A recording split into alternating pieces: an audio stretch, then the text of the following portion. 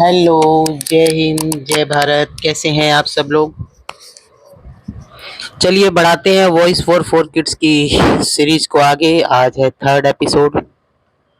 तो उस लड़की को इस तरीके से दिमाग में फितूर डाला जाता है कि तू बहुत बहुत सुंदर है, तू बहुत अच्छा डांस करती है।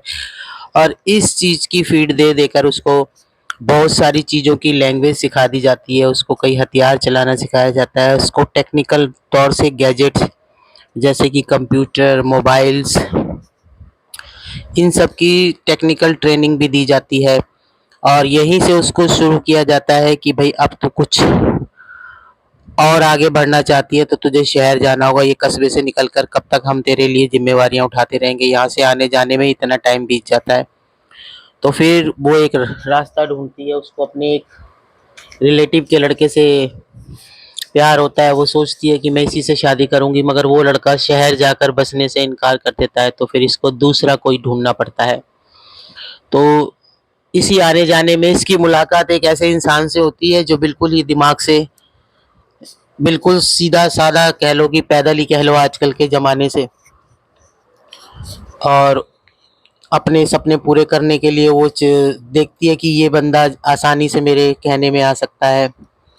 तो उसके साथ ये प्यार के खेल को आगे बढ़ाती है। जबकि वो व्यक्ति शादीशुदा होता है, उसको इसके बारे में कुछ नहीं पता होता। वो सोचता है ऐसी अनजान लड़की टकरा गई है आज मेरे से, और ऐसे ही बातें करते हुए ये मेरी तरफ अट्रैक्टिव हो गई। वो भी जवान होता है, कोई बुजुर्ग आदमी नहीं होता, जवान होता है। उसने भी जिंदगी में कभी घर गृहस्थी से बाहर निकलकर कुछ देखा नहीं होता, किसी अनजान महिला से बात नहीं की होती। तो वो इसके फेंके हुए जाल में फंस जाता है। और ये मोहतरमा को पता होता है कि ये मेरी जात बिरादरी का नहीं है। कस्बे में रहते हुए तो मैं इससे कभी शादी नहीं कर सकती, ना मेरे माँ बाप करने देंगे, ना कस्बे वाले। तो ये भाग कर इसको प्रेशर कर डालकर शादी करती है। और फिर इसको बोलती है कि भैया अब तुझे मुझसे शादी करनी पड़ेगी, मैं तो घर बार छोड़ के आ गई। ये बेचारा सीधा साधा शरीफ आदमी सोचता है एक लड़की मेरे लिए सब छोड़ कर आ गई है। ये इसके साथ में कोर्ट में जाकर बकायदा शादी करता है। उसके बाद में इसकी बिरादरी के लिए जो एक दंड भुगता जाता है, एक हर समाज का एक तरीका होता है। अगर आप गैर बिरादरी में शादी करते हैं तो आपको एक दंड देना पड़ता है पैसे का, खाने का। तो ये वो भी भरता है कि चलो कल को हम इज्जत की जिंदगी जिए, हमारे बच्चों के ऊपर एक तोहमत ना लगे कि ये भागे हुए माँ बाप के बच्चे हैं। तो वो ये सब कर कर भी इसके कबीले में भी स्वीकार कराता है अपनी शादी को। और ये 2 महीने इसके साथ इसके गांव में रहती है, मगर वहाँ इसका जीना हराम करके रखती है। इसको बड़े बड़े ख्वाब दिखाती है, अपने नखरे दिखा दिखा के। और वो इसकी आशिकी के जाल में फंस चुका होता है पूरी तरह। शहर में जाने के लिए मजबूर कर देती है। और इस तरह से ये आदमी भी सोचता है यहाँ तो मैं सिर्फ खेती बाड़ी करता हूँ, उसी में हम पूरा परिवार लगा रहता है।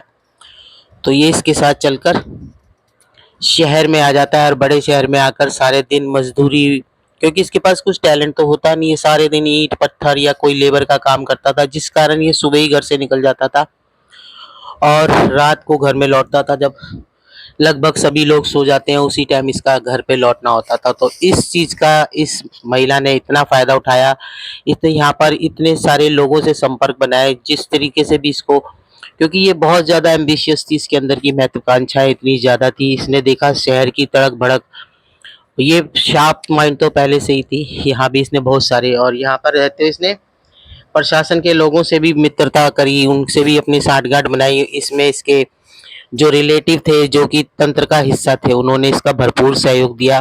और इस तरह ये एक शातिर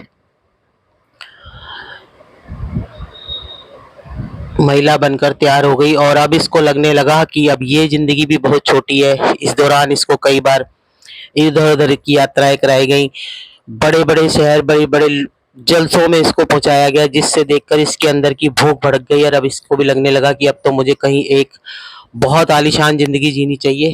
तो इसने ये बात उन लोगों के आगे रखी जो इसको ट्रेनिंग दे रहे थे, जो इसको सिखाते थे, जो इसको महफिलों में भेजा करते थे। तो उन्होंने कहा तुझे ये सब चाहिए, इससे भी आगे का कुछ बहुत बड़ा आलीशान जिंदगी चाहिए, तो हम तुझे एक मिशन देते हैं।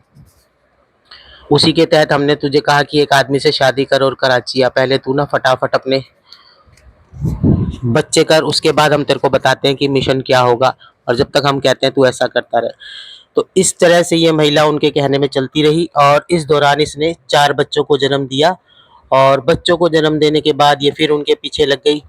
तो उन्होंने कहा पहले अपने पति को यहाँ से भेज बाहर। तो इसने अपने पति को भी बाहर भेज दिया।